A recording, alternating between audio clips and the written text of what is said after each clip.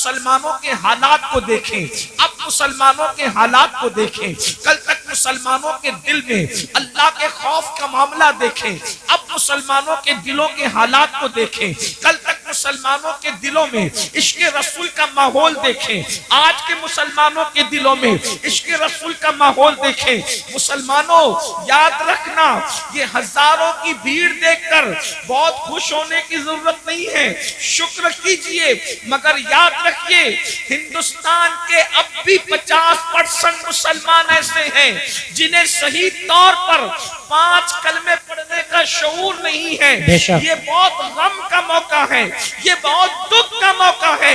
یاد رکھنا 2-4 جلسے کر کے ہم اپنی مسلمانیت کا حق ادا نہیں کر سکتے، ہمیں بہت کام کرنا ہوگا، ہمیں بڑی محنت کرنی ہوگی، ہمیں دین کے حوالے سے بہت بیداری پیدا کرنی ہوگی۔ اس لیے آئیے، میں نے جس آیہ کریمہ کی تلاوت کی ہے، غفلت میں ڈوبے ہوئے انسان، جرائم کے دلدل میں ڈوبے ہوئے انسان، دنیا کی موج مستیوں میں ڈوبے ہوئے انسان، میرا اللہ تجھ سے مخاطب ہو کر کے ارشاد فرماتا ہے۔ کتنا خوبصورت انداز ہے، اندازہ تو کریں، ارے مالک اللہ اکبر اپنے غلام سے جس لہجے میں چاہے بات کر سکتا ہے، لیکن آئیے میرا اللہ اپنے بندوں سے کس انداز میں جو ہے وہ مخاطب ہوتا ہے، اندازہ تو فرمائے۔ میرے رب کا کلام ہے اور میرا اللہ اپنے محبوب کے ذریعے سے اپنے بندوں کو اپنا پیغام پہنچا رہا ہے۔ آپ اندازہ کریں، ایک معمولی سا سیٹ اپنے مزدور کو اچھے لہجے میں بات کرنا اپنی توہین سمجھتا ہے، مگر یہاں کلام خدا بندی کا تیور دیکھیں، میرا رب اپنے بندوں سے کس طرح مخاطب ہے۔ ارشاد فرماتا ہے، یا ایھا الذین آمنو، اے ایمان والو، اندازہ تو کریں ہم سے پہلے کسی امت کو، ہم سے پہلے نہ موسیٰ علیہ السلام کی امت، نہ یوسف علیہ السلام کی قوم، نہ یعقوب علیہ السلام کی قوم، نہ ابراہیم علیہ السلام کی قوم، کسی امت کو اس لقب سے نہیں پکارا گیا۔ اگر یہ پکارا جا رہا ہے تو صرف امت محمدیہ کو پکارا جا رہا ہے، اور اس کی وجہ یہ نہیں کہ ہم بہت بڑے ہیں، نہیں، بلکہ وجہ یہ ہے کہ اللہ نے ہمیں محبوب کی امت میں پیدا فرمایا۔ بے شک، با محبوب سے پیار ہے تو محبوب کی امت سے بھی پیار ہے۔ سبحان اللہ۔ کیا کہا جا رہا ہے؟ اے ایمان والو، اے ایمان والو، اتقوا اللہ، اے ایمان والو اللہ سے ڈرو، اور پھر وَلْتَنْظُرْ نَفْسٌ مَا قَدَّمَتْ لِغَدٍ، قیامت کے دن کے لیے تم نے کیا روانہ کیا، قیامت کے دن کے لیے تم نے کیا بھیجا، اپنی آخرت کی تیاری کے لیے تم نے کیا روانہ کیا۔ اس سلسلے میں غور کرو، اس سلسلے میں فکر کرو۔ اندازہ فرمائیں میرے پیارے آقا صلی اللہ علیہ وآلہ وسلم کے پیارے دیوانوں، ذرا غور تو کریں، اللہ رب العزت ہمیں فکر دے رہا ہے، مولا کریم ہمیں بیدار فرما رہا ہے۔ اللہ کی مشیت ہمیں غفلت سے نکالنا چاہتی ہے کہ اے ایمان والو، اللہ سے ڈرو، اور کل کے لیے یعنی قیامت کے دن کے لیے تم نے تیاری کیا کی ہے، اس سلسلے میں غور کرو، اس سلسلے میں فکر کرو۔ اور اس کے بعد پھر کہا جا رہا ہے وَاتَّقُوا اللَّهَ، اور اللہ سے ڈرو، ان اللہ خبیر بما تعملون، کہ بے شک اللہ تمہارے اعمال کی خبر رکھتا ہے، یعنی رات کی تاریکیوں میں جو کچھ کرتے ہو اس کو بھی اللہ جانتا ہے، دن کی اجالے میں جو کچھ کرتے ہو اس کو بھی اللہ جانتا ہے۔ غفلت کی زندگی جینے والوں، مکان دکان کاروبار پر اترانے والوں، اللہ اکبر، آئیے ہماری زندگی کی 6 منزلیں ہیں، ہماری زندگی کی 6 گھاٹیاں ہیں، ہماری زندگی کے سفر کے 6 مراکز ہیں۔ مثال کے طور پر ہمارا پہلا سفر مٹی سے لے کر خمیر تک کے تھا، ہمارا دوسرا سفر باپ کی پیٹھ سے لے کر ماں کے پیٹ تک تھا، ہمارا تیسرا سفر ماں کے پیٹ سے لے کر دنیا میں آنے تک تھا، ہمارا چوتھا سفر دنیا سے لے کے قبر تک ہے، اور 5واں سفر قبر سے لے کے حشر تک ہے، اور 6واں سفر حشر سے لے کر یا تو کوئی خوش نصیب جنت میں جائے گا یا تو کوئی بد نصیب جو ہے وہ جہنم کا ایندھن بنے گا۔ یہ 6 سفر ہے، یہ 6 گھاٹیاں ہیں۔ اب دیکھو 6 منزلیں تھی سفر کی، 3 منزلیں تو ختم ہو گئی، 3 منزلیں ہم پار کر چکے، مگر یاد رکھنا، دل کے کانوں سے سننا، اگر آپ یہ توقع مجھ سے لے کر کے آئے ہیں کہ میں آپ کو مفت میں جنت بانٹنے کے لیے بشارتیں دوں گا، تو آپ یہ فکر اپنے دل و دماغ سے نکال دیں۔ اس کی وجہ یہ ہے کہ میں نے آپ کی خوشی کی کوئی بات نہیں کرنا، میں نے تو مولا کی خوشی کی بات کرنے کی کوشش کرنا ہے، اس لیے کہ مجھے بھی اللہ کی رضا چاہیے اور آپ کو بھی چاہیے۔ یاد رکھیے گا، اللہ اکبر۔ لیکن جو لوگ سن سکتے ہیں ذرا توجہ سے سنیں، 3 منزلیں ہم طے کر چکے ہیں، مگر تینوں منزلوں میں اعمال کا کوئی عمل دخل نہیں ہے۔ مٹی سے لے کے خمیر تک لانا اللہ کا کرم ہے، اس میں عمل کا کوئی عمل دخل نہیں ہے۔ اس کے بعد باپ کی پیٹھ سے ماں کے پیٹ تک آنا، اس میں بھی انسان کے عمل کا کوئی دخل نہیں ہے، یہ اللہ رب العزت کی مرضی اور مشیت ہے۔ اس کے بعد جو ہے اللہ اکبر، ماں کے پیٹ سے دنیا میں آنا، اس میں بھی عمل کا کوئی دخل نہیں ہے۔ لیکن اب دنیا سے جو قبر بہتر ہوگی، اس میں اللہ نے عمل کو ذریعہ قرار دیا ہے۔ ایمان کے بعد عمل صالح، قبر اسی کی سورے گی جس کی اعمال بہتر ہوں گے، حشر اسی کا سورے گا جس کی اعمال بہتر ہوں گے، جنت میں وہی جائے گا ایمان کے بعد جو اچھا عمل کرے گا۔ اب آئیے نا، ہماری زندگی کی 3 گھاٹیاں باقی ہے، نمبر 1 قبر، نمبر 2 میدان محشر، اور نمبر 3 یا تو جنت ٹھکانہ ہوگا یا پھر اس کے علاوہ۔ اللہ اکبر، اندازہ فرمائیں میرے آقا صلی اللہ علیہ وآلہ وسلم کے دیوانوں، اب مجھے بتاؤ دنیا کے اندر ہم کتنی غفلت میں زندگی گزار رہے ہیں، دنیا کے اندر کس قدر غفلت کا شکار ہے۔ کوئی دکان کر رہا ہے، کوئی مکان کر رہا ہے، دنیا کے اندر اتنے ڈوب گئے، اللہ کا نام لینے کی فرصت نہیں، اللہ کی عبادت کی فرصت نہیں۔ آئیے میں بہت طویل گفتگو نہیں کروں گا، لیکن ایک بہت اہم بات آپ کے کانوں سے گزارنا چاہتا ہوں۔ اللہ اکبر، اللہ اکبر۔ ایک مرتبہ سیدنا عیسیٰ علیہ نبینا علیہ السلام اپنے حواریوں کے ساتھ، یعنی اپنے ساتھیوں کے ساتھ ایک بستی سے تشریف لے جا رہے ہیں۔ جب آپ بستی سے تشریف لے جا رہے تھے تو آپ نے کیا دیکھا کہ بستی کے لوگ سب کے سب مر کے اوندھے پڑے ہوئے ہیں، اوندھے منہ پڑے ہوئے بستی کے اندر۔ اللہ کے پیغمبر حضرت سیدنا عیسیٰ علیہ السلام نے پوری بستی کو اوندھے کو مردہ پڑا ہوا دیکھا تو حضرت عیسیٰ علیہ السلام نے ارشاد فرمایا اپنے حواریوں سے کہ دیکھو اللہ کا عذاب آ گیا اس بستی پر، یہ بستی اللہ کے عذاب کی وجہ سے ہلاک ہو گئی، اللہ نے ان کو مار کر اوندھے منہ ڈال دیا ہے، اللہ ان سے ناراض ہے۔ اس وقت حواریوں نے پوچھا اے اللہ کے مقدس نبی، یہ بتائیں کہ آخر کس جرم کی وجہ سے ان پہ عذاب آیا، عذاب آنے کی وجہ کیا ہے؟ تو حضرت عیسیٰ علیہ السلام نے پوچھا مولا میرے حواری یہ جاننا چاہتے ہیں کہ ان پر عذاب کیوں آیا، عذاب آنے کی وجہ کیا تھی؟ تو اس وقت اللہ رب العزت نے وحی فرمائی عیسیٰ جب رات تاریک ہو جائے، جب رات اندھیری ہو جائے تو اس وقت رات کی تاریکی میں آپ آواز دیجئے گا، آپ آواز لگائیے گا، تب آپ کو یہ بتائیں گے کہ کس وجہ سے ان پر عذاب آیا، عذاب آنے کی وجہ کیا ہے۔ اللہ اکبر، جب رات تاریک ہو گئی تو حضرت سیدنا عیسیٰ علیہ نبینا علیہ السلام نے ایک آواز لگائی بستی والوں یہ بتاؤ کس وجہ سے تم عذاب میں گرفتار ہو گئے۔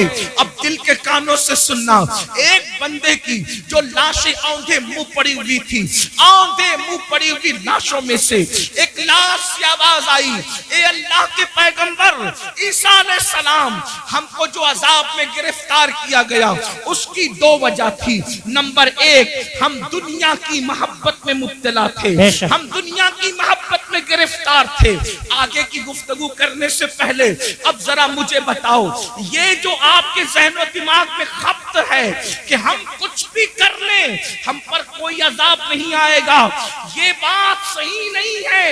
اللہ اکبر، اس کی تفصیل یہ ہے امت محمدیہ ہونے کی وجہ سے اجتماعی عذاب اس قوم پر نہیں آئے گا، یعنی پوری قوم ہلاک نہیں ہوگی، مگر انفرادی عذاب جو جیسا کرے گا ویسا اس کو بھرنا پڑے گا۔ قرآن کہتا ہے وَمَا أَصَابَكُم مِّن مُّصِيبَةٍ فَبِمَا كَسَبَتْ أَيْدِيكُم، کہ تم پر جو بھی مصیبت آتی ہے وہ تمہارے عمل کی وجہ سے آتی ہے۔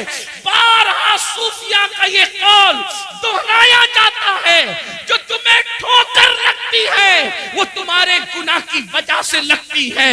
اللہ اکبر، جو محفل سے روشنی جاتی ہے وہ بھی ہمارے گناہ کی وجہ سے جاتی ہے، جو ہمارے چراغ بجھتے ہیں وہ بھی ہمارے گناہ کی وجہ سے بجھتے ہیں۔ اللہ اکبر، آج مجھے بتاؤ کتنے مسلمان ہیں جو سکون کی سانس لے رہے ہیں؟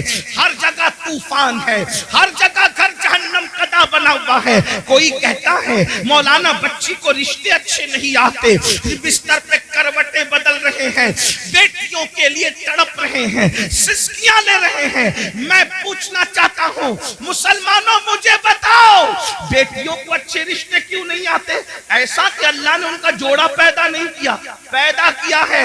بہنیں ماں اور آپ بھی سن لیں، جو اللہ درخت کے پتوں کو بے جوڑ پیدا نہ کرے، جو اللہ چوٹیوں کو بغیر جوڑے کے پیدا نہ کرے، جو اللہ پھول اور پھلوں کو بے جوڑ پیدا نہ کرے، جو اللہ سر کے بالوں کو بے جوڑ پیدا نہ کرے، جو اللہ ستاروں کی انجمن کو بے جوڑ پیدا نہ کرے، جو اللہ سمندر کے قطروں کو بے جوڑ پیدا نہ کرے، وہ تمہاری بیٹی اور بیٹے کو بے جوڑ کیسے پیدا کرے گا؟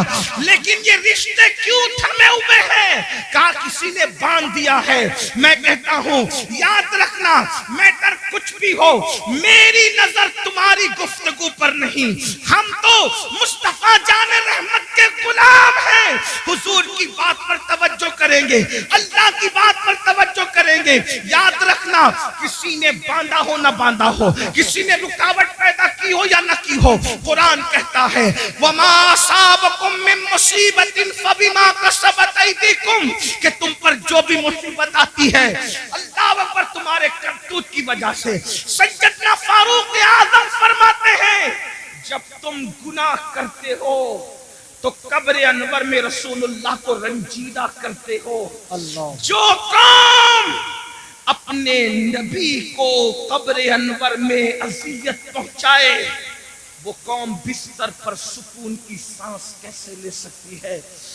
تم خدا کے محبوب کو بے قرار کرتے ہو، پھر اللہ تمہیں بے قرار کرتے ہے۔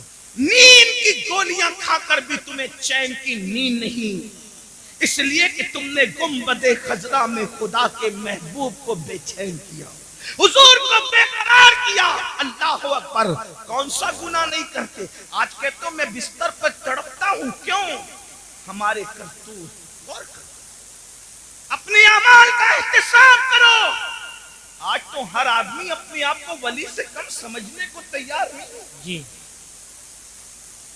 اگر اللہ کا انعام ہو تو سمجھتے کہ ہمارے اعمال کی وجہ سے بندے اپنے اعمال کی اوقات اور حیثیت کیا ہے؟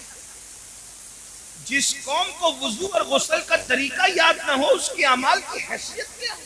جی یہ تو اللہ کا کرم ہے، یہ تو اللہ کا احسان ہے کہ اس نے تمہارے بھی اور ہمارے بھی عیبوں پہ پردے ڈال رکھے ہیں۔ بے شک سچی بات تو ایمان لگتی اگر وہ تمہارے اور میرے عیبوں پہ پردے نہ ڈالتا۔ میں ان اللہ والوں کی بات نہیں کر رہا ہوں، تمہاری اور میری کر رہا ہوں۔ اگر وہ آپ کے اور میرے عیبوں پہ پردے نہ ڈالتا تو نہ آپ یہاں بیٹھنے کے قابل ہوتے، نہ میں یہاں بیٹھنے کے قابل۔ اس کا کتنا بڑا احسان ہے۔ تو آج اگر بیٹیوں کو رشتے نہیں آ رہے ہیں، ہم نے حضور کو رنجیدہ کیا، اللہ ہمیں رنجیدہ کر رہا۔ ہم نے حضور کو اذیت دی اس لیے تڑپ رہے ہو۔ روزی کے معاملے میں کیوں پریشان ہو؟ روزی کے معاملے میں کیوں تڑپ رہے ہو؟ حضور کو اذیت دے رہے ہو۔ کون سے گناہ جو نہیں کرتے؟ زنا کو تو آج گناہ سمجھا ہی نہیں جاتا، فیشن بنا دیا گیا۔ زنا کو عشق کا نام دے دیا گیا، زنا کو محبت کا نام دے دیا گیا، لیکن اللہ ان کانوں تک یہ آواز پہنچائے اگر حدیث میں یہ بات نہ آتی تو شاید میں کہنے کی ہمت نہیں کرتا کہ پوری امت کو جتنا عذاب دیا جائے گا، جی پوری امت کو جتنا عذاب دیا جائے گا اس کا نصف عذاب شادی شدہ زانیوں کو دیا جائے گا، یعنی پوری امت کو جتنا عذاب اس امت کے برابر آدھا عذاب، یعنی سب کو الگ الگ جو عذاب ہوگا ان سب کا عذاب اگر جمع کیا جائے تو جیسے ایک صرف سمجھانے کے لیے مثال کے طور پہ 100 روپے 10 لوگوں کو دے دیا گیا، تو اب 10 لوگوں کے 100 روپے کو جمع کرے تو کتنا ہو گیا؟ 1000۔ اب 1000 کا نصف اگر کسی کو دیا جائے تو کتنا بڑا ہے؟ اللہ اکبر۔ بلا تمثیل صرف سمجھانے کے لیے زانیوں کو جو شادی شدہ ہو کر زنا کرتے تھے پوری امت کا نصف عذاب ان شادی شدہ زانیوں کو دیا جائے۔ اللہ غور کریں، ایک گناہ کی سزا اگر اللہ کسی انسان کے ایک گناہ کی سزا دنیا کے تمام انسانوں پہ ڈال دے تو دنیا کے سارے انسان مل کر بھی ایک انسان کے گناہ کی سزا کو برداشت نہیں کر سکتے۔ امت کا نصف عذاب جن لوگوں کے وجود پہ ڈالا جائے گا ان کی حالت کیا ہوگی؟ اللہ اکبر۔ وہ جہنم جس میں پہاڑ بھی پگھل جائیں گے، اس کی آگ کو جس میں پہاڑ پگھل جائیں گے، وہ آگ جہنمیوں کے زنا کے اعضاء پر دہکائی جائے گی، ان کی شرم کی جگہ پہ دہکائی جائے گی۔ ذرا سوچے تو صحیح، 2-3 منٹ کی لذت، 2-3 منٹ کی لذت، 2-3 منٹ کا عیش، چند لمحوں کی لذت، اللہ اکبر، اور پھر ہمیشہ کی ذلت۔ اور میری قوم کے جوانوں کو فیشن کے نام پر اسی طرف ڈالا جا رہا ہے، اسی طرف جب ڈھالا جا رہا ہے۔ کل کا جوان زنا کے نام سے بھی کانپتا تھا۔ میں جانتا ہوں اپنے بچپنے کی وہ داستانیں کہ نوجوان لوگ کہتے تھے ہم ساری شرارتیں کر سکتے ہیں لیکن زنا کی طرف جانے کی ہمت نہ ہوئی۔ یہ ہمارے بچپن تک جوانوں کی باتیں ہم نے سنی تھی، ہر مستی کریں گے، ہر شرارت کریں گے لیکن بدی کی طرف نہیں جائیں گے۔ مگر افسوس آج ہم کتنا دکھی دن دیکھ رہے ہیں، کتنے کرب سے گزر رہے ہیں، کتنی اذیت سے گزر رہے ہیں۔ کون سی حکومتیں آئی، کون سی چلی گئی، اس پر ہمیں اتنا دکھ نہیں ہے، اس لیے کہ حکومتوں کا آنا جانا یہ تو موسم کی طرح بدلتا رہتا ہے، لیکن قوم کے جوانوں کے بگڑنے کا دکھڑا ہم کس کو جا کر کے سنائیں؟ حکومتیں تو چند سالوں میں بدلتی ہے لیکن جب قوم کا ایک جوان بگڑ جاتا ہے تو 3 پشتوں تک اصلاح کی امید نہیں کی جا سکتی۔ جس قوم کے 16 17 سال کی عمر کے لڑکے زنا میں ڈوب جائیں، اس قوم کا مستقبل کیا ہوگا، اس قوم کی کیفیت کیا ہوگی؟ اللہ اکبر۔ ہمیں بہت بڑی ذمہ داری سونپی گئی ہے۔ میرے آقا علیہ السلام کے دیوانوں، بالخصوص جوانوں سے مخاطب ہوں، میرے بھائیوں، اللہ کے بندو، زنا کی بڑی کربناک سزا ہے۔ اللہ جب کسی زانی کو سزا دیتا ہے تو اس کی کئی پشتوں تک وہ سزا باقی رہتی ہے۔ اللہ مگر جو توبہ کر لے، توبہ کرنے والوں کو اللہ معاف کرتا ہے۔ اور یہ بھی کہا گیا جس نے شادی سے پہلے زنا کیا اللہ اس کی نسل میں عیبی، لنگڑے، لولے، اندھے، گونگے بچے پیدا کرتا ہے تاکہ اس کا دکھ وہ جھیلتے رہے۔ 98% لوگوں کے گھر میں جو عیبی بچے پیدا ہوتے ہیں وہ زنا کی نحوست کی وجہ سے پیدا ہوتے ہیں۔ مائیں اور بہنیں موجود ہیں، ان کو ایسا لگتا ہے سورسز کی وجہ سے اچھے رشتے آتے ہیں۔ میں ایک بات اچھے رشتے کا ایک وظیفہ آپ کو دینا چاہتا ہوں، سب کو اللہ سے ڈر کے گناہ چھوڑ دو، اللہ سے ڈر کے گناہ چھوڑ دو، اللہ تمہیں اچھا رشتہ بھیجے گا۔ بے شک، اس لیے کہ گناہ کو چھوڑ دینے سے بہتر وظیفہ اللہ کی یہاں کوئی ہے ہی نہیں۔ وظائف کی اہمیت اپنی جگہ، لیکن اس سے بڑا کوئی وظیفہ نہیں ہے کہ اللہ سے ڈر کے گناہ چھوڑ دیا جائے۔ لوگ کہیں بغیر دلیل آپ بات کر گئے، لیکن میں آپ کو دلیل کے ذریعے سمجھاتا ہوں۔ دیکھو، اللہ سے ڈرنے کی برکت رشتہ ڈھونڈنا نہیں پڑے گا، رشتہ چل کر آئے گا. لڑکوں سے بھی کہتا ہوں، لڑکیوں سے بھی کہتا ہوں، اور ایسے گھرانے کا آئے گا جس کا تم تصور نہیں کر سکتے. آپ نے اس روایت کو مختلف تناظر میں سنا، آج مجھ سے بھی اس تناظر میں آپ سنیں، غوث پاک کے غلام سے اس تناظر میں سنیں. آپ نے سنا ہوگا مدینہ منورہ کی سرزمین ہے، رات کا آخری حصہ ہے، رات کا آخری پہر ہے. اس رات کے آخری پہر میں ایک بوڑھی کی کپ کپی آواز نکلتی ہے، بیٹی جلدی سے دودھ میں پانی ملا دو. تو جوان آواز کیا آتی ہے، امی جان کیا آپ نے نہیں سنا امیر المومنین نے منع کیا کہ دودھ میں پانی ملا کر کے نہیں بیچا جائے، کیونکہ یہ جرم ہے، یہ دھوکہ ہے، یہ فریب ہے، اس لیے میں دودھ میں پانی نہیں ملا سکتی. تو بڑھاپے کی کپ کپی والی آواز آئی، بیٹی امیر المومنین تو سو رہا ہوگا، اس کو کیا خبر کہ ہم دودھ میں پانی ملا رہے ہیں. مگر جوان بیٹی کا جواب تھا، امی امیر تو سو رہا ہے مگر اللہ تو ہمیں دیکھ رہا ہے. جب اللہ دیکھ رہا ہے امیر کے خواب سے دودھ میں پانی نہیں ملاتے، اور اللہ دیکھ رہا ہے ہم دودھ میں پانی ملا دیں، یہ کیسے ہو سکتا ہے. دیکھو اس لڑکی، ابھی اس کو رشتہ نہیں آیا تھا مگر اس کے دل میں اللہ کا خوف تھا، اللہ کی خشیت تھی، خدا کا کرنا.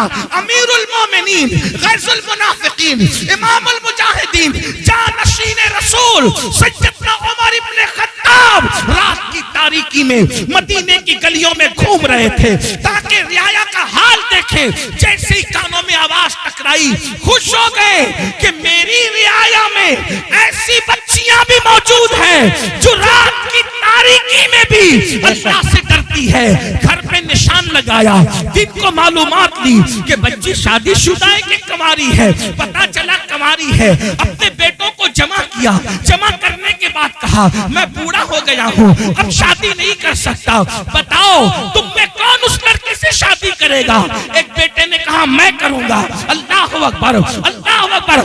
کل تک جس کے گھر کوئی رشتہ نہیں آ رہا تھا، یہ خوف خدا سے، گناہ سے بچنے کی برکت ہے کہ اللہ اکبر سینکڑوں مربع میل پر حکومت کرنے والے فاروق اعظم کے گھر کا رشتہ بغیر کسی سورس کے ان کے گھر پہنچ گیا. اور اللہ اکبر صرف خوف خدا کی برکت سے وہ لڑکی 3 بر اعظموں کے حاکم عمر ابن خطاب کی بہو بن گئی. بے شک سبحان اللہ، وجہ سبحان اللہ، اللہ کی خشیت.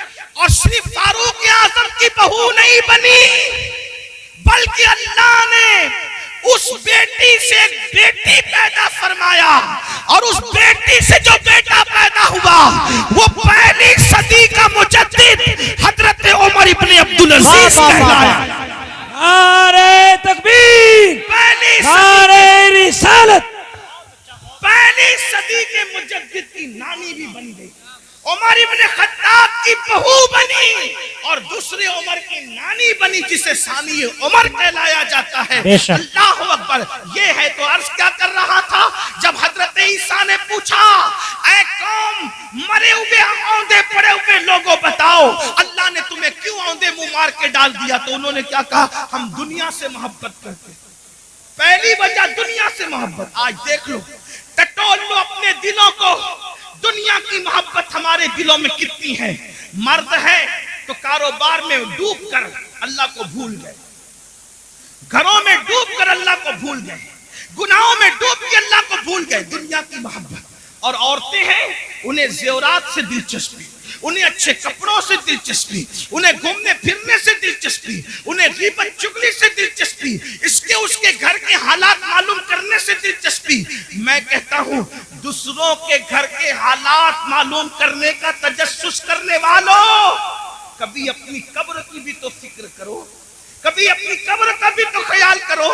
دنیا کی محبت میں ہم ڈوب گئے. بڑی معذرت کے ساتھ ایک بات یاد رکھنا، دنیا کی محبت صرف دنیا داروں کے دل میں نہیں بلکہ بعض دیندار کہلانے والے بھی دنیا پرست ہو جی دنیا میں ڈوب گئے. دنیا کی محبت نے ان کو عذاب الہی میں گرفتار کر دیا. اور دوسری وجہ کیا بتائی؟ پھر وہ کہتا ہے دوسری وجہ ہے کہ ہم بدکار لوگوں کی پیروی کرتے تھے. کیا کہا؟ ہم بدکار لوگوں کی پیروی کرتے تھے. بدکار. اب غور کریں, دھیان دیں کہ عیسیٰ علیہ السلام کی امت کے بدکار زیادہ بدکار تھے کہ آج لوگ زیادہ بدکار ہیں؟ بے شک. وہ کہنے کہ ہم بدکاروں کی پیروی کرتے تھے, بدکاروں کی نکالی کرتے تھے, تو اللہ نے ہمیں مار کے اوندے منہ ڈال دیا, عذاب میں گرفتار کر دیا. عیسیٰ علیہ السلام کی قوم میں تو انٹرنیٹ کی نوسط نہیں تھی, اتنا تیز رفتار دور نہیں تھا, سمندر کے کنارے جا کر کے عیاشوں کی ہوٹلیں تو اس دور میں نہیں تھی. آپ غور کریں کہ وہ لوگ اگر بدکاروں کی پیروی کریں تو مار کے اوندے منہ ڈال دیے جائیں. آج میری قوم کا جوان کتنے بدکاروں کی پیروی کر رہا ہے. پھٹی ہوئی جنس, یہ کس کی پیروی ہے؟ نیکوکاروں کی یا بدکاروں کی؟ کسی شریف نے کبھی پھٹی ہوئی جنس پہنا؟ پہلی بات تو زیادہ تر شریف لوگ وہ لباس ہی نہیں پہنتے جو آپ پہنتے ہو. ہم نے تو شریفوں کا لباس بھی چھوڑ دیا. بے شک. ہمیں شریفوں کا لباس پہننے میں شرم آتی ہے. بدکاروں کی نقل کتنی بڑھ گئی کہ قوم کی بیٹیاں بھی جب بازار میں جاتی ہے تو کہتے ہیں کہ فلاں اداکارہ نے جو فلم میں لباس پہنا تھا وہ لباس دکھاؤ, اور نوجوان لڑکے بھی دکان پر جاتے ہیں تو کہتے ہیں وہ فلاں ہیرو نے جو پہنا تھا وہ دکھاؤ. اور پھٹی ہوئی پینٹ, ایک دور تھا پھٹے ہوئے کپڑے بھیک میں بھی نہیں دیے جاتے تھے, اور کیا زمانہ آ گیا.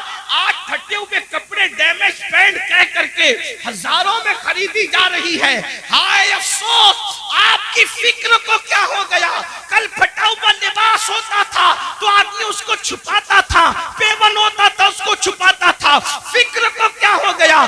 قوموں کو یوں ہی زوال نہیں آتا. اقبال نے کہا تھا قوت فکر عمل پہلے فنا ہوتی ہے پھر کسی قوم کی شوکت. واہ واہ واہ, بہت اچھا. نعرہ تکبیر. میری قوم کے جوانوں کہاں ہو؟ کانوں میں بالیاں پہن رہے ہو, مٹک کر چلتے ہو. آپ سے پوچھنا چاہتا ہوں, اگر کوئی کہتے یار تو فلاں اداکار کی طرح لگ رہا ہے, اور لڑکیوں کہتے تو اداکارہ کی طرح لگ رہی ہے, وہ کیا اس کا فام ہوتا ہے اس وقت, کیا اس کا غرور اور گھمنڈ اور اطلانا ہوتا ہے. اس سے بڑی گالی بھی کوئی ہے؟ جی, اس سے بڑی گالی بھی کوئی ہے کہ تو اداکار دکھ رہا ہے. اس لیے کہ فاحشہ عورتیں زنا کرتی کراتی ہے تو چار دیواری میں چھپ کے کرتی کراتی.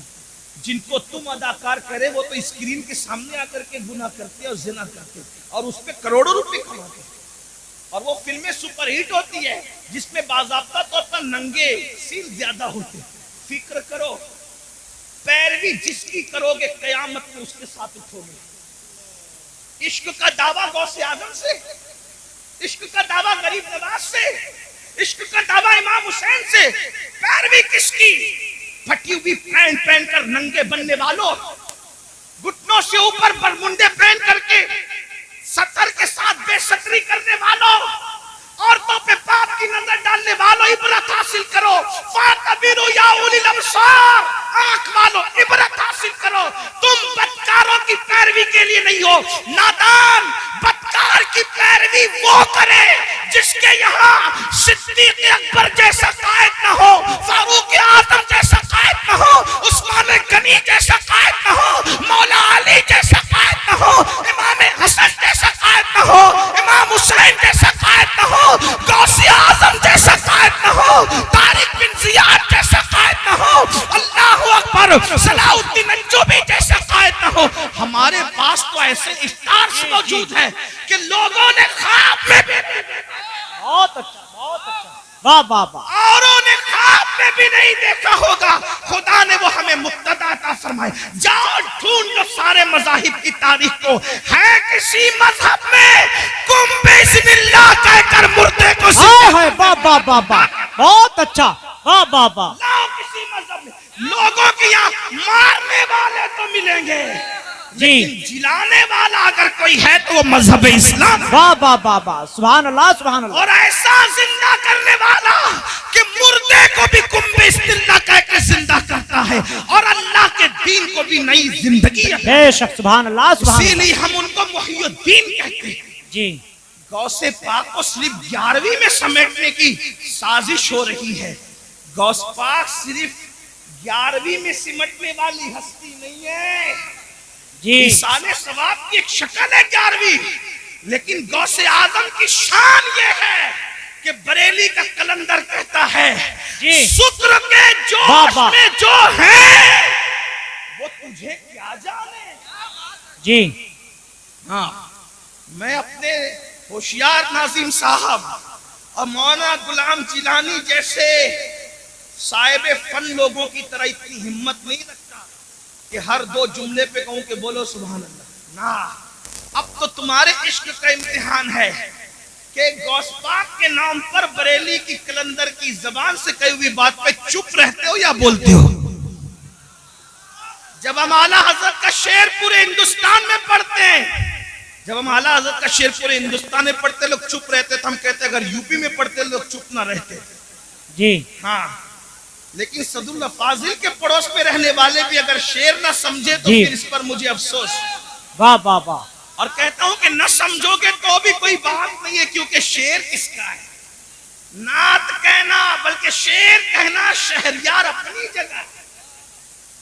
شعر کہنا شہریار اپنی جگہ، نعت کہنے کو احمد رضا چاہیے. واہ واہ واہ واہ.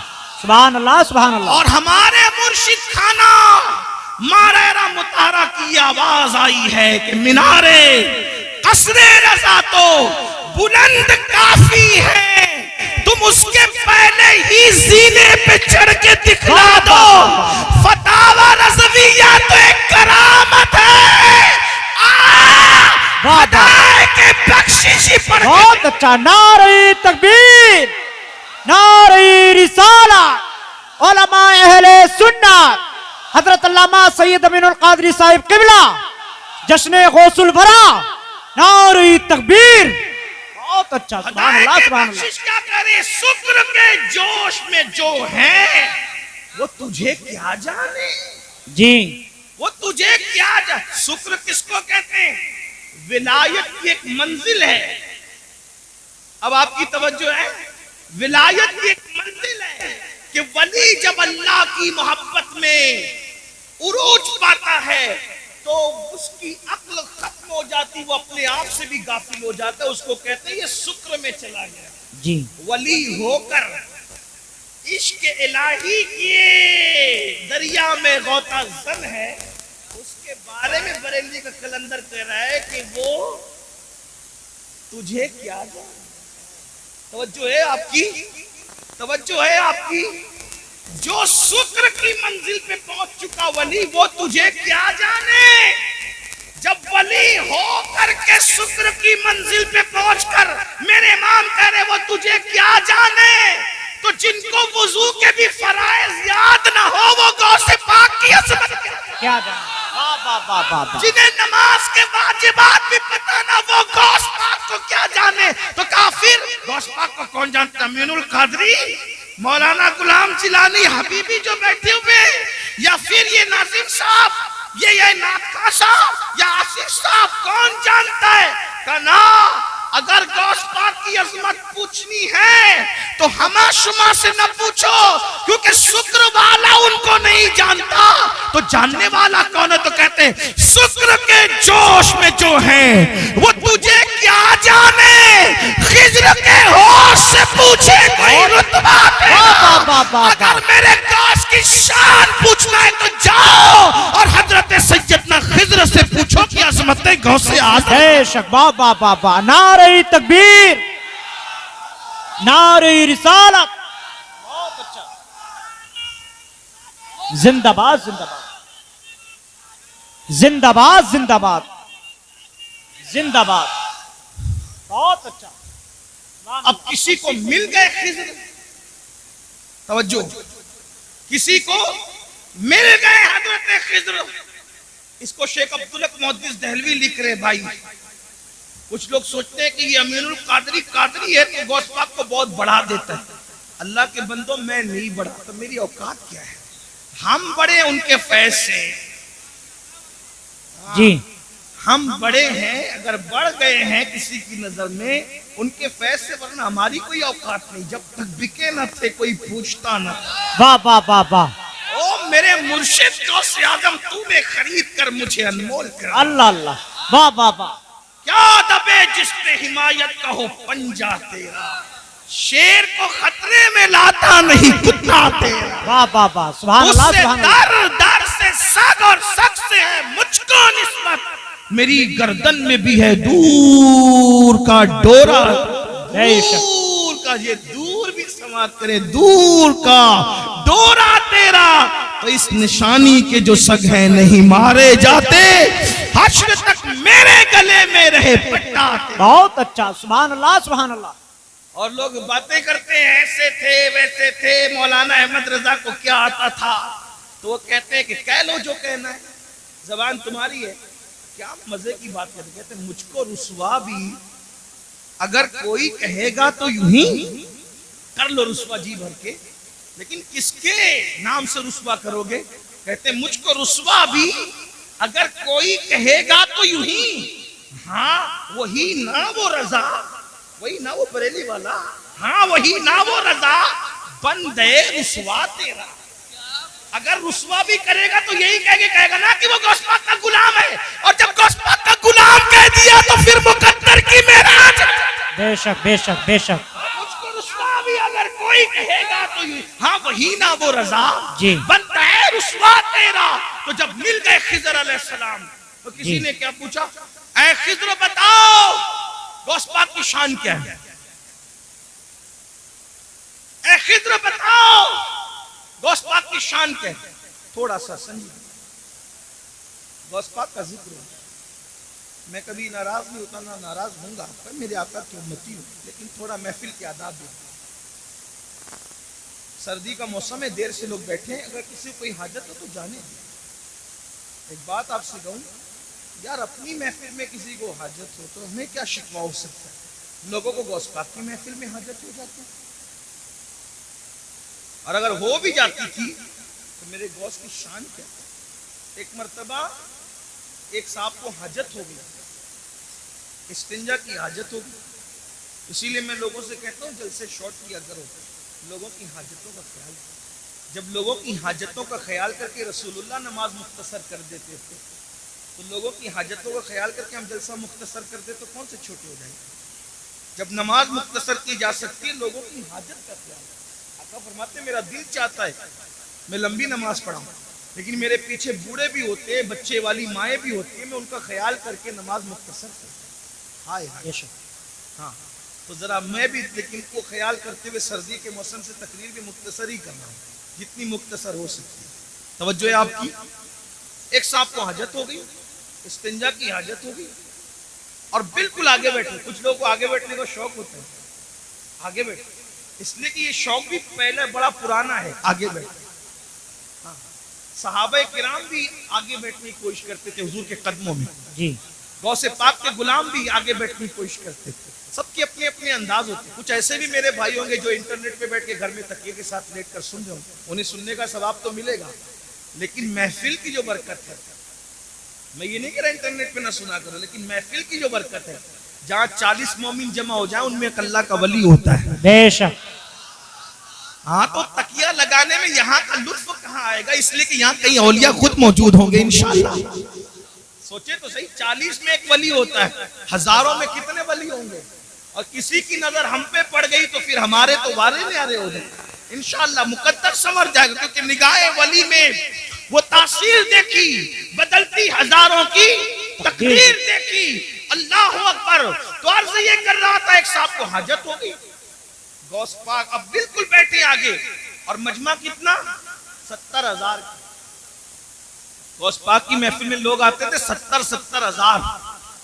یہ ریکارڈنگ کے لیے چند کیمرے لگے ہوئے، اس پہ پھولے نہیں سماتے لوگ، کتنے کیمرے لگے تھے ریکارڈنگ کے لیے۔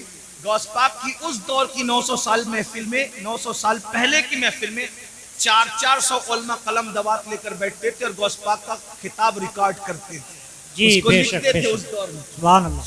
70,000 کا مجمع، اور انسان اتنے، جنات اس سے زیادہ، اولیاء پوری دنیا میں سنتے تھے جب غوث پاک خطاب کرتے تھے، غوث پاک ہے میرے بھائی. حضرت خضر سے جب پوچھنے والے نے پوچھا عبد القادر جیلانی کیسے ہیں، تو کہا ان سے پہلے ایسا ولی نہیں ہوا اور ان کے بعد قیامت تک ایسا ولی امام مہدی تک نہیں ہو سکتا. یہ شان ہے، یہ شان ہے غوث پاک کی. امام مہدی کے دور تک ایسا ولی اب نہیں آئے گا. یہ شان غوثیت نام ہے. میرے امام کہتے ہیں تو اپنے وقت کا صدیق اکبر، توجہ، تو اپنے وقت کا صدیق اکبر، غنیو حیدرو عادل یا غوث. اور کہتے کوئی سالک ہے یا واصل ہے یا غوث. سالک اور واصل کا مطلب، سالک اس کو کہتے ہیں جو ولایت کے رستے پہ ابھی چل رہا ہو، منزلیں طے کر رہا ہو، اور واصل اس کو کہتے ہیں جو ولایت کی منزل پر پہنچ گیا ہو. ہمارے اہل سنت کے عقیدے میں غوث اعظم کیا کہتے ہیں، کوئی سالک ہو یا واصل ہو یا غوث، وہ کچھ بھی ہے تیرا سائل ہے یا غوث. بے شک بے شک، کچھ بھی ہو جائے غوث پاک کا منفع ہی ہے. غوث پاک کے در پر ہاتھ ہی پھیلا رہا ہے وہ. یہ شان ہے غوثیت میں آپ کی. تو میں بات پوری کر دوں، بات مکمل کر دوں. کیا عرض کر رہا تھا؟ اللہ اکبر. ایک صاحب کو حاجت تھی، غوث پاک صاحب کشف تھے. کشف یعنی اللہ نے ان کو دل میں ایسی چمک دی تھی کہ وہ دلوں کے حالات جان لیتے. اور کشف کے بارے میں سب اقوال موجود ہے، میں اس کی کوئی تشریح نہیں کر رہا ہوں، صرف عوام کے فہم کے حساب سے بات میں نے بتا دی. تو جب دیکھا کہ ان کو استنجا کی حاجت ہے، اپنی چادر ان پر ڈال دی. چادر اٹھا کر ان پر ڈال دی. جب اپنی چادر ان پر ڈالی تو وہ اپنے آپ کو غوث پاک کی محفل میں نہیں پاتے، بلکہ اپنے آپ کو ایک جنگل میں پاتے، جہاں پر نہر تھی، درخت تھا اور جنگل تھا. جنگل میں کوئی نہیں تھا. انہوں نے جلدی جو وہ اپنی چیزیں اتاری، درخت سے لٹکائی، اور لٹکانے کے بعد حاجت سے فارغ ہوئے، وضو کیا.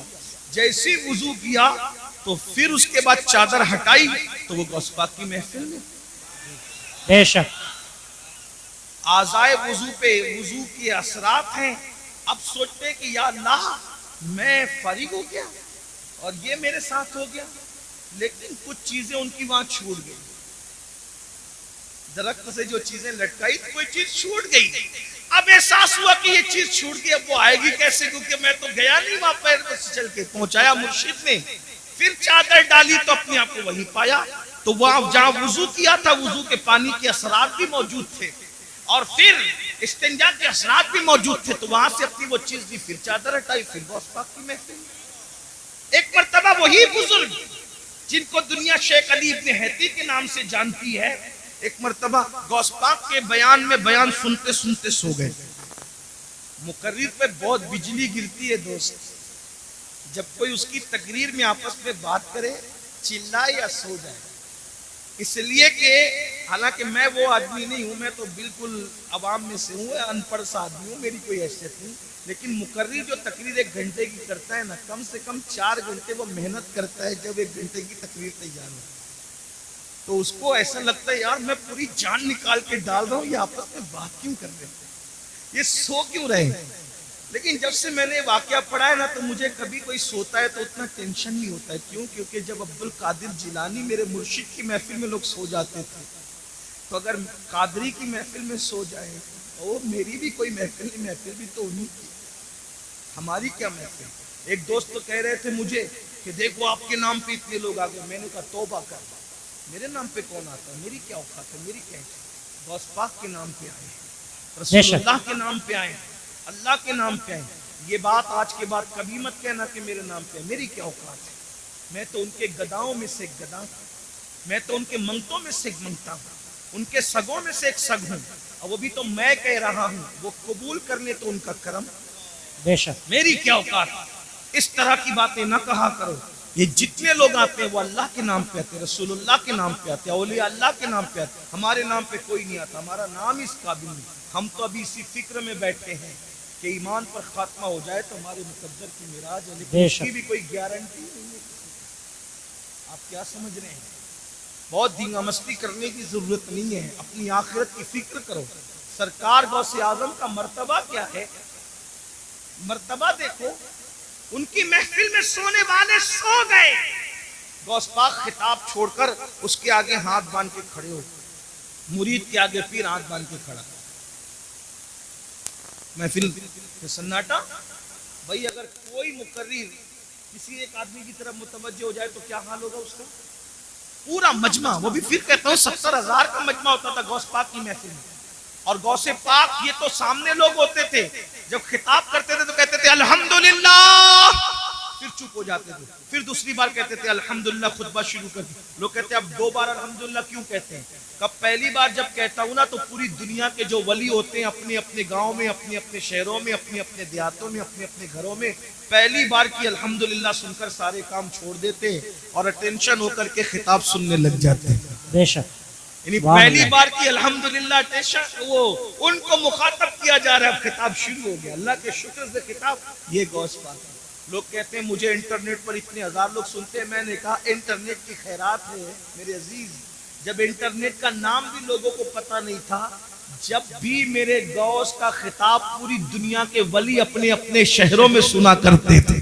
بے شک. ہاں دنیا بہت پیچھے ہے, مگر اتنا ضرور ہے کہ جب یہ کہہ دیا تو لوگوں نے کہا کیا کہہ دیا, کہانی گنڈی قصہ ہو گیا. میں نے کہا انٹرنیٹ کی چپ پر تو ایمان لایا ہے, اللہ کی قدرت پر کبھی ایمان لایا ہے. جب سیٹلائٹ پوری دنیا میں تقریر پہنچا سکتا ہے تو اللہ نہیں پہنچا سکتا. اور یہ سیٹلائٹ بھی کیا اللہ کی قدرت سے باہر ہے؟ معاذ اللہ. دنیا میں جو کچھ جس کے ذریعے سے ہو رہا ہے, جو کچھ ظہور پذیر ہے, وہ میرے اللہ کی قدرت کا کرشمہ. بے شک. ان اللہ علی کل شیء قدیر. یہ نصیب کی بات ہے. کوئی سیٹلائٹ کی طاقت کو مان گیا اور کوئی اللہ کی قدرت کو مان کے کہتا ہے کہ اللہ وہ ہے جس نے عبد القادر کا خطاب بغیر کسی ذریعے کے پوری دنیا کے ولیوں کو سنوا دیا. بے شک, سبحان اللہ. اللہ کی قدرت ہے. جو کچھ ہے وہ اللہ کی قدرت ہے. تو بہرحال سرکار غوث اعظم نے دیکھا ایک بندہ سو رہا ہے. اور وہ کون ہے؟ حضرت سیدنا شیخ علی ابن ہیتی ہے. وہ سو رہے تھے. آپ نے ہاتھ باندھ کر کھڑے ہو گئے, دیر تک کھڑے رہے ہاتھ باندھ کر. جب شیخ کی آنکھ کھلی, مرشد کو ہاتھ باندھ کے کھڑے دیکھا. پورا مجمع سناٹے میں پریشان, یہ بھی پریشان. جب پھر خطاب شروع ہو گیا, خطاب پورا ہو گیا. جب خطاب پورا ہو گیا تو لوگوں کے اندر چیمے گوئیاں ہونے لگی. بھئی کچھ بھی بات ہوتی ہے تو بات تو ہوتی ہے. تو یہ حضرت نے آج کیسے کی, حضرت نے آج کیسے کی. آخر کسی نے پوچھ لیا, حضور آپ شیخ کے سامنے ہاتھ باندھ کے, مرید اور خلیفہ کے سامنے ہاتھ باندھ کے کھڑے تھے. مرشد نے فرمایا اس سے پوچھو نا کہ کیوں کھڑے تھے, یہ تو سو رہا تھا, اس سے پوچھو. تو پوچھا تو کیا بات ہے بھئی؟ تو کہا جیسی حضرت کے خطاب میں میری آنکھ لگی تو کیا دیکھا کہ رسول اللہ تشریف لائے. بے شک, سبحان اللہ, سبحان اللہ. اس محفل میں حضور تشریف لائے ہیں. تو مرشد غوث پاک کہتے ہیں یہ جو سوتے سوتے دیکھ رہا تھا میں جاگتے جاگتے دیکھ. واہ واہ واہ واہ, سبحان اللہ, سبحان اللہ. یہ غوث پاک کی شان ہے. مرشد غوث پاک کا مقام تو بات سمیٹتے ہوئے, لیکن اس مقام کو پانے کے بعد بھی بات سمیٹ, اس مقام کو پانے کے بعد بھی سرکار غوث پاک روتے تھے. توجہ, کم باذن اللہ کہہ کے مردہ زندہ کر دے.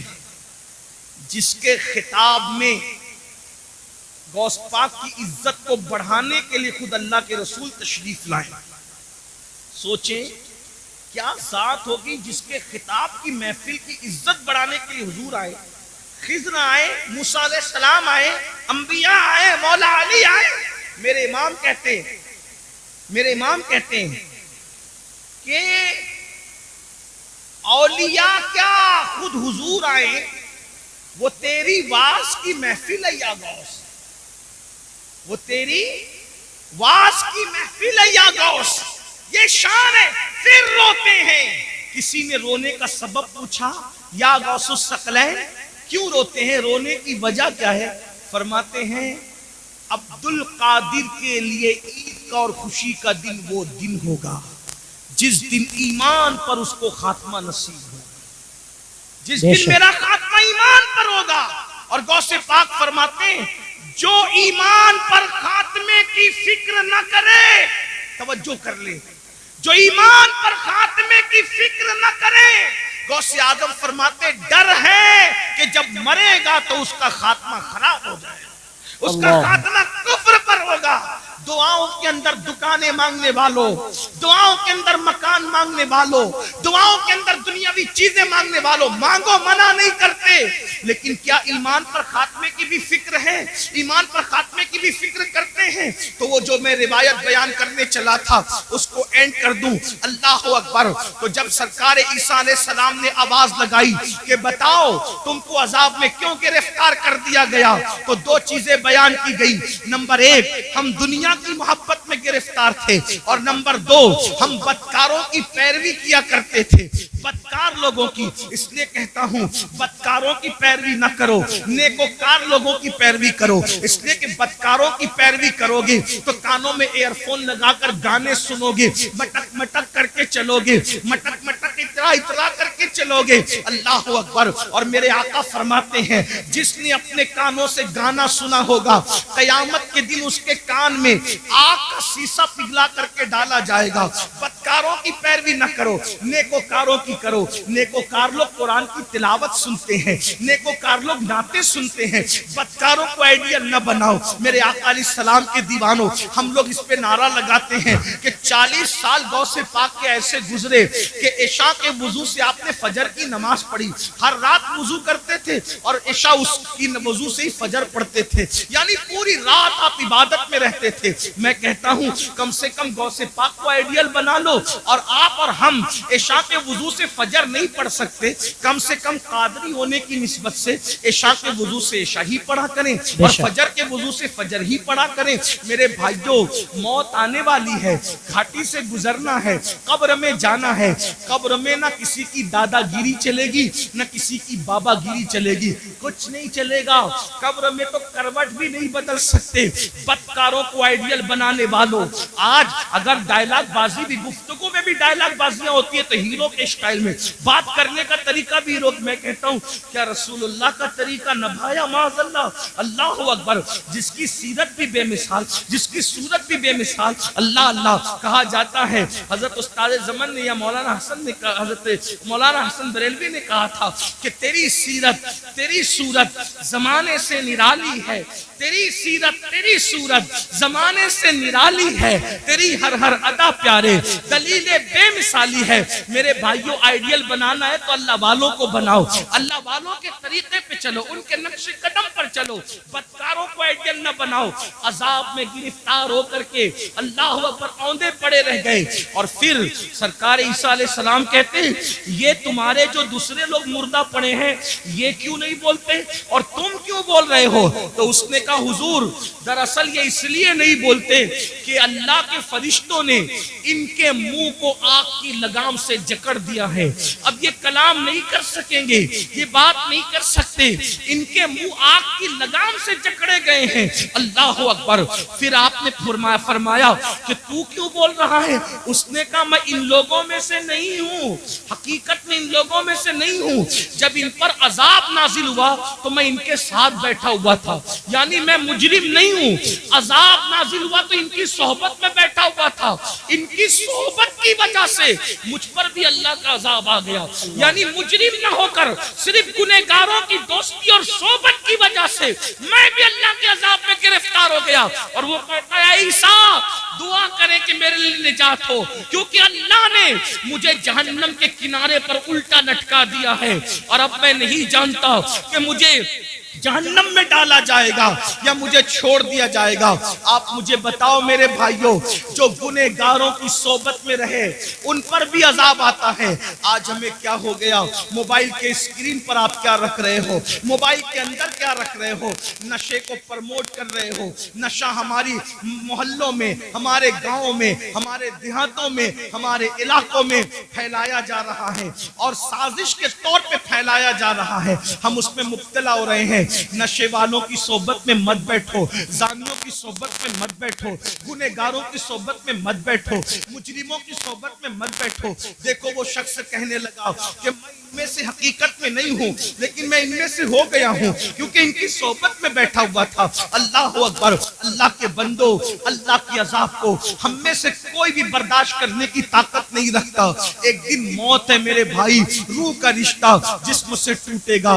یہ رنگین سے گال, یہ خوبصورت سے گال, یہ گلاب کی طرح کھلتے ہوئے رخسار, یہ قبر کے کیڑوں کی غذا بنیں گے میرے بھائی. اپنے بازوؤں پہ جو تو اترا رہا ہے اس کو قبر کی مٹی کھائے گی میرے بھائی. اللہ اکبر. قبر کی منزل بڑی کٹھن ہے. میرے آقا علیہ السلام نے ایک حدیث میں بیان فرمایا جس کا مفہوم ہے کہ بنی اسرائیل میں ایک مزدور تھا, اس کے سر پر لکڑیوں کا گٹھا رکھ کر کے گھر پہنچانے کے لیے دیا گیا. اس کے دانت میں کچھ اٹک گیا تو اس نے اس لکڑی سے نکال کر خلال کر لیا, تو اس پر بھی اس کی پکڑ ہوگی اور اس کو عذاب دیا جائے گا. جو بغیر پوچھے لکڑی کا خلال منہ میں کر لے اس کو بھی پکڑ ہوگی اور عذاب دیا جائے گا. جو لوگوں کے پیسے ہڑپ کر کے بھاگ جا رہے ہیں, حتیٰ کہ اللہ اکبر لوگوں کو دھوکہ دے کر کے پیسے کھا لے رہے ہیں, حرام اور حلال میں تمیز نہیں کر رہے ہیں, سب کو ایک دھن سوارے, کروڑ پتی بنے, شارٹ ٹائم کے اندر ترقی کرنے کا چکر, شارٹ کٹ میں ترقی کرنے کا چکر, کوئی سود کی طرف جا کر, کوئی حرام کی طرف جا کر. میرے بھائی نمرود کا کیا حال ہوا, فرعون کا کیا حال ہوا, یزید کا کیا حال ہوا, آپ مجھے بتائیں نا. یہ اپنے دور کے بڑے بڑے دولت مند تھے. ابو جہل کا کیا حال ہوا, یہ کوئی چھوٹا موٹا دولت مند آدمی نہیں تھا, عرب کا بڑا تاجر تھا. ابو لہب کا کیا حال ہوا, بڑا تاجر تھا, سردار کہلاتا تھا. کیا حال ان کے ہوئے, ذرا سوچو. انہوں نے حلال و حرام میں تمیز نہیں کی, ان لوگوں نے آخرت پر ایمان نہیں لایا.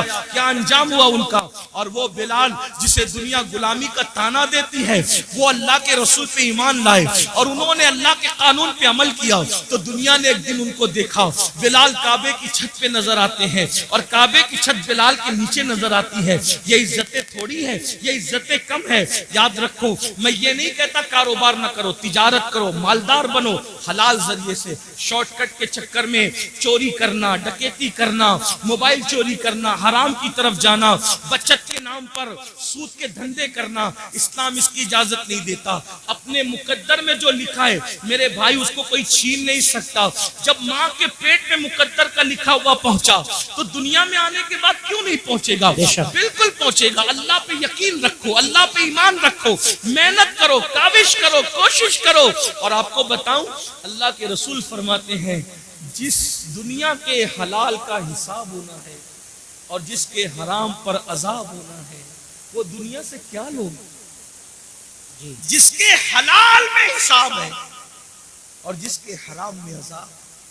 حلال بھی ہے تو حساب دینا پڑے گا, اور اگر اللہ رحم کرے تو کرے, ورنہ اللہ جس سے حساب لے کون اللہ کو جواب دے سکے. میرے بھائی اگر پیر کی صحیح عزت کرتے ہو نا دل سے, تو پیر کو جواب دینے میں شرم آتی.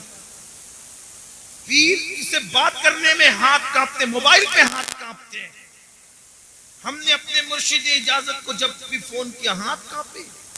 کیسے بات کریں, کیا بات کریں, بے ادبی نہ ہو جائے. اگر مرشد سے صحیح محبت ہو تو اس کو جواب دینے میں زبان کانپتی ہے, اللہ کو کیا جواب دیں.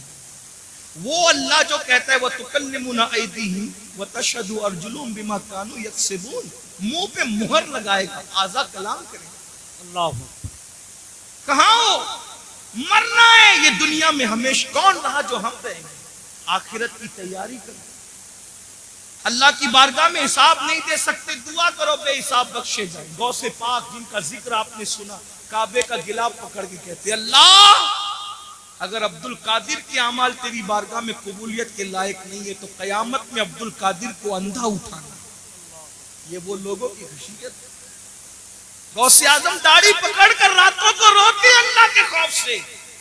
آپ دیکھیں غوث پاک نے اپنا کوئی گھر نہیں بنا, بہت مالدار تھے غوث پاک, روزانہ نیا لباس پہنتے تھے اور اتنا قیمتی پہنتے تھے کہ اتنا بادشاہ وقت کو بھی میسر نہیں آتا تھا, اتنا قیمتی پہنتے.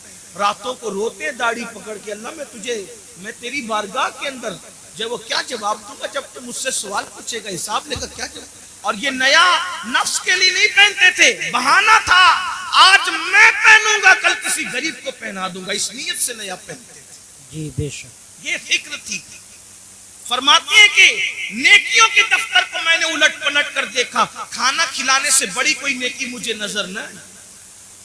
سرکار غوث اعظم فرماتے ہیں میرا دل چاہتا ہے کہ میں اللہ کی مخلوق کو کھلاتا رہوں. کھلانے میں بڑی دلچسپی تھی.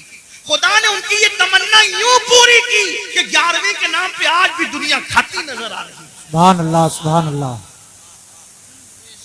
ہر ولی کا عرس تاریخ پر منایا جاتا ہے، لیکن یہ کیا غوث اعظم ہے 17 تاریخ کو کرو تو 11ویں ہی ہے، 15 کو کرو تو 11ویں ہی ہے، 21 کو کرو تو بھی 11ویں ہے، 20 کو کرو تو بھی 11ویں ہے. ارے ابھی 11ویں کا مہینہ نہیں ہے لیکن پھر بھی غوث اعظم کی محفل سجی ہوئی ہے. واہ واہ واہ واہ سبحان اللہ اللہ کا سبحان اللہ. انعام ہے، لیکن پھر بھی وہ روتے تھے. ہم جرائم کر کے بھی ہمیں رونا نہیں آتا. آخرت کے بارے میں ہم لوگ کیا سوچتے ہیں، ارے مولانا چھوڑو، یہ مولانا لوگ کی پرانی سب باتیں ہیں اور جو ہوگا دیکھا جائے گا. اللہ کریم ہے بخش دے گا، اللہ رحیم ہے بخش دے گا، اللہ غفار ہے بخش دے گا. میں نے کہا بالکل وہ کریم بھی ہے، رحیم بھی ہے، غفار بھی ہے، لیکن یہ مطلب نہیں ہے جو آپ مطلب نکالنے. رحیم کریم غفار بے شک ہے.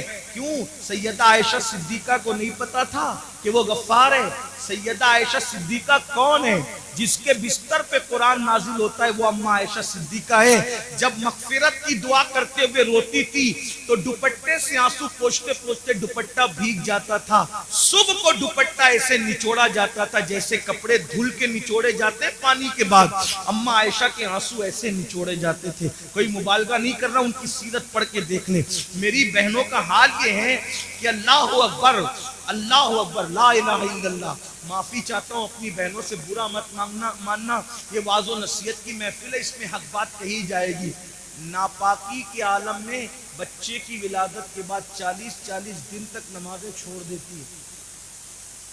8 دن تک کے پاک ہونے کے بعد بھی ناپاک ہی بغیر غسل کے رہتی ہے. اور پھر ان کو گھمنڈ ہے کہ ہم جنت میں جائیں.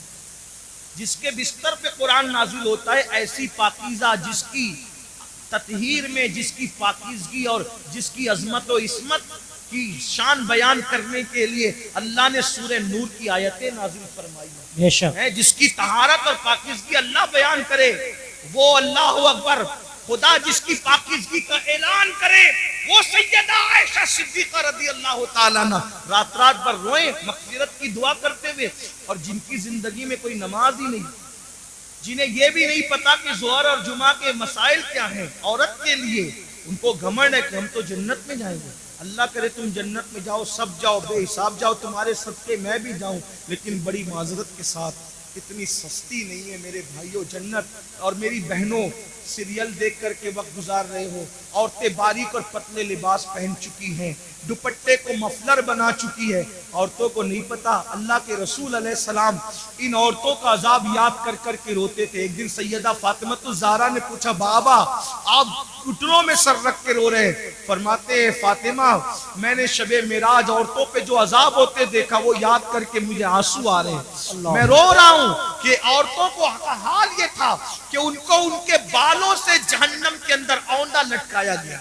عورتوں کو باندھ کر جہنم میں اوندا لٹکایا گیا تھا اور ان کے سر ایسے کھول رہے تھے جیسے چولہے پہ ہانڈی کھولتی. ان کے سر کھولتے میں نے دیکھا.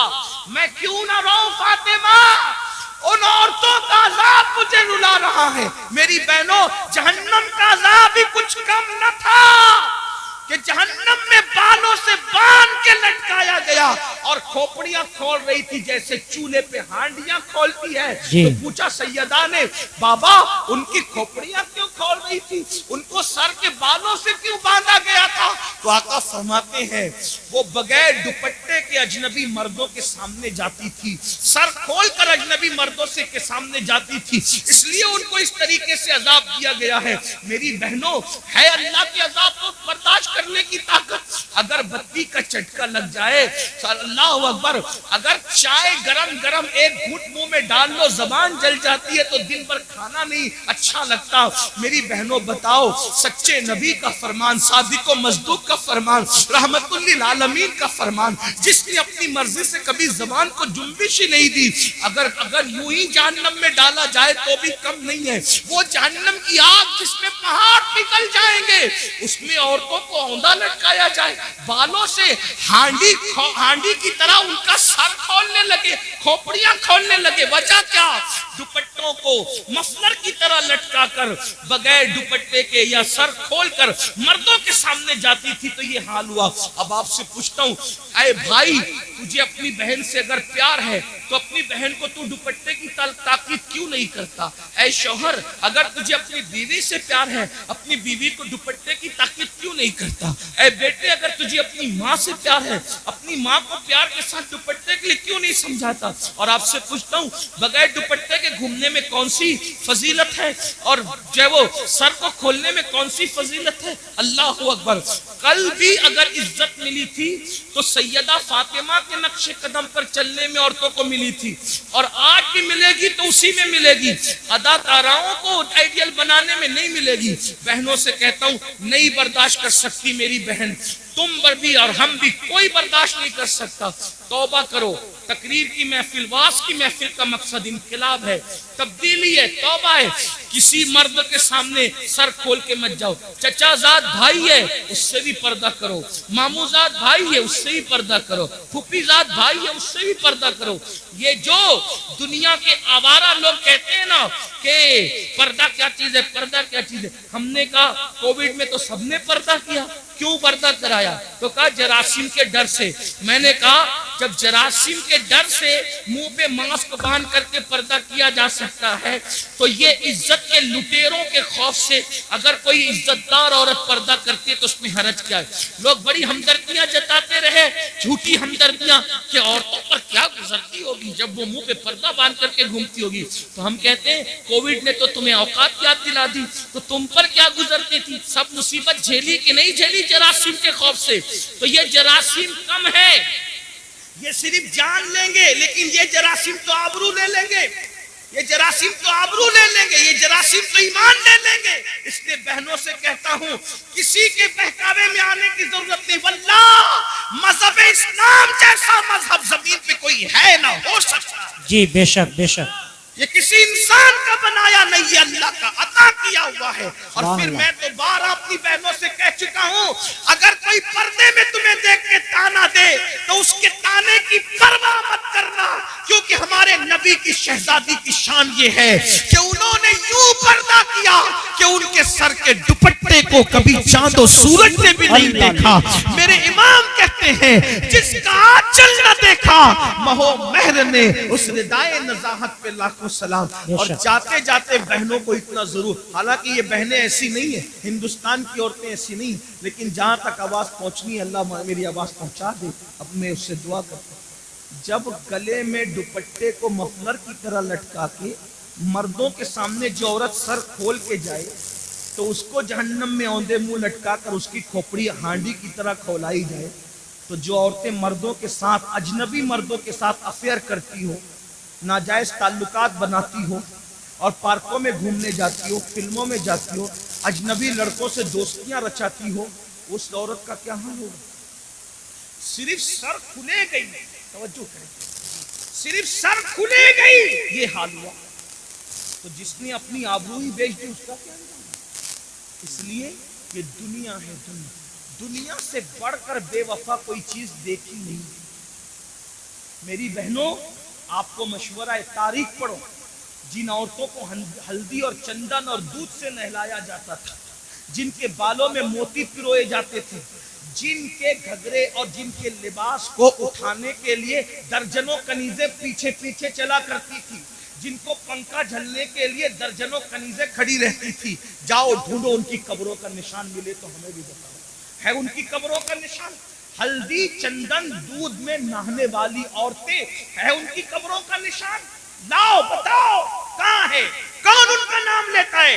فلاں بیگم فلاں بیگم فلاں بیگم. نام لوں گا تو لوگوں کو تکلیف ہوگی. کہاں ہے ان بیگموں کے جن کے لیے بڑی بڑی عمارتیں یادگاروں میں بنی؟ کہاں ہے ان کے نشانات قبروں کے؟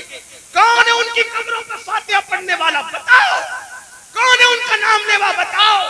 کچھ نہیں بچا, لیکن وہ سیدہ کائنات, وہ مخدومہ کائنات, وہ ملکہ فردوس بری, وہ حسنین کی امی جس کے گھر میں 3 مہینے تک چولہے نہیں جلتے تھے, جس نے 17 پیمن والا دوپٹہ پہنا, جب تقوی اور پرہیزگاری اختیار کی خدا نے وہ مقام عطا کیا کہ آج بھی جمعہ کا خطیب جب تک نام فاطمہ نہیں لیتا اس وقت تک خطبہ مکمل نہیں. بے شک, سبحان اللہ سبحان اللہ. سیدہ فاطمہ تو پھر بھی بنت رسول ہے، حضور کی شہزادی ہے. رابعہ بصری کیا ہے؟ ان کے باپ کا نام لوگ نہیں جانتے، ان کی امی کا نام لوگ نہیں جانتے، ان کا نسب نہیں جانتے، لیکن جب رابعہ کا نام آتا ہے تو عزت سے سر جھک جاتا ہے. کیوں؟ اس لیے کہ اس خاتون نے پرہیزگاری اختیار، تقوی اختیار کیا. تو پتا چلا دنیا کے زیور، دنیا کی دولت، دنیا کا مکان سب کچھ نہیں، آخرت کی تیاری کرو. آخرت میں جو کامیاب ہو گیا اصل وہی کامیاب ہے، ورنہ ایسی ناکامی ہوگی کہ پچھتانے سے کام نہیں چلے گا. قرآن کہتا ہے وَلْتَنْظُرْ نَفْسٌ مَّا قَدَّمَتْ لِغَدٍ، آخرت کے لیے کیا تیاری کی ہے. آخری رسول اللہ کا ایک فرمان دل پہ لکھ لو. اللہ کے رسول علیہ السلام فرماتے ہیں، حدیث سن لو، 40 سال سے زیادہ اگر کسی کی عمر ہو جائے، مفہوم پیش کر رہا ہوں، سن لو، اسی پہ بات پوری ہو رہی ہے آج. 40 سال سے زیادہ کسی کی عمر پوری ہو جائے، نہ اس کے پاس توبہ ہے اور اس کے گناہ اس کی نیکیوں پر غالب ہے. یعنی نیکیاں کم کرتا ہے، گناہ زیادہ کرتا ہے اور توبہ بھی نہیں کرتا. آقا فرماتے ہیں وہ اپنے آپ کو جہنم کے لیے تیار کر لے. تیار ہو جاؤ جہنم کے لیے. جہنم کا وہ عذاب جس میں پہاڑ بھی پگھل جائے گا، جہنم کا وہ عذاب جس میں فرشتے جو عذاب دینے کے لیے وہ گونگے اور بہرے، وہ ماریں گے تو آواز بھی آپ کی چیخ پکار کی لوگوں کی سنائی نہیں دے گی. ایسا عذاب ہوگا، نہ کسی کان نے سنا نہ کسی آنکھ نے دیکھا. اس کی حقیقت کو مکمل طور پہ بیان نہیں کیا جا سکتا. آقا ارشاد فرماتے صلی اللہ علیہ وآلہ وسلم کہ اللہ کے عذاب کو جو میں جانتا ہوں اگر وہ تم بھی جاننے لگو تو تم ایسے پگھلنے لگو گے جیسے نمک پانی میں پگھل جاتا ہے، ایسے پگھلنے لگو گے.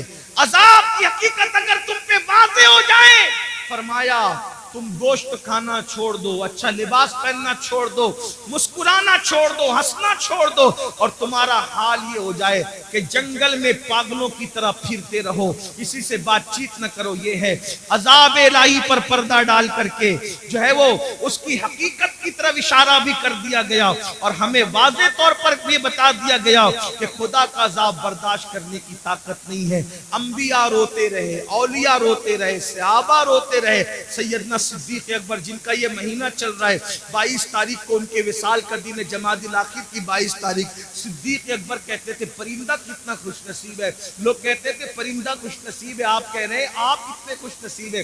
فرمایا افسوس یہ پرندہ مر کے مٹی بن جائے گا، مگر ابو بکر کو اللہ کی بارگاہ میں جواب دینا ہوگا، رب کی بارگاہ میں حساب دینا ہوگا. افسوس ابو بکر کہاں سے لائے گا جواب دینے کی طاقت، اللہ کی بارگاہ میں منہ کھولنے کی طاقت کہاں سے لائے گا. فاروق اعظم کہتے تھے کاش میں پرندہ ہوتا اور کوئی ذبح کر کے کھا لیتا اور میرا قصہ تمام ہو جاتا، بھولا بسرا ہو جاتا تو اللہ کی بارگاہ میں جواب دینے سے بچ جاتا. حضرت عثمان غنی کہا کرتے تھے کاش میدان محشر میں جواب نہ دینا پڑتا. مولا کائنات رات کی آخری حصے میں کون لوگ ہیں میرے بھائیوں جن کے نام سے مصیبتیں ٹلتی ہیں. مولا علی رات کے آخری حصے میں اللہ کے خوف سے ایسے تڑپتے تھے جیسے کسی کو سانپ ڈس لے وہ کیسے تڑپتا ہے، ویسے مولا علی تڑپ تڑپ کے روتے تھے اللہ کے خوف سے. ہمیں کیا ہو گیا ہے، نہ نیکی ہے، نہ نیک اعمال ہے، نہ نماز کی توفیق ہے، سب اپنی مرضی سے اپنی طبیعت سے زندگی گزار رہے. آخرت بھول بیٹھے، آخرت کو مت بھولو.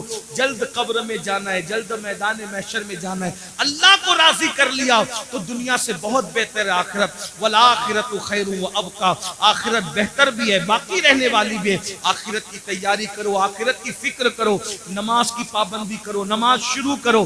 یہ مت کہو کہ نماز کو ٹائم نہیں ملتا، 10 منٹ کا ٹائم لگتا ہے ایک وقت کی نماز کے لیے. نماز جاری کر دو، نماز شروع کر دو. آج سے پہلے جتنے گناہ کیے ہر گناہ سے توبہ کرو. اللہ پاک مجھے آپ سب کو توفیق عطا فرمائے.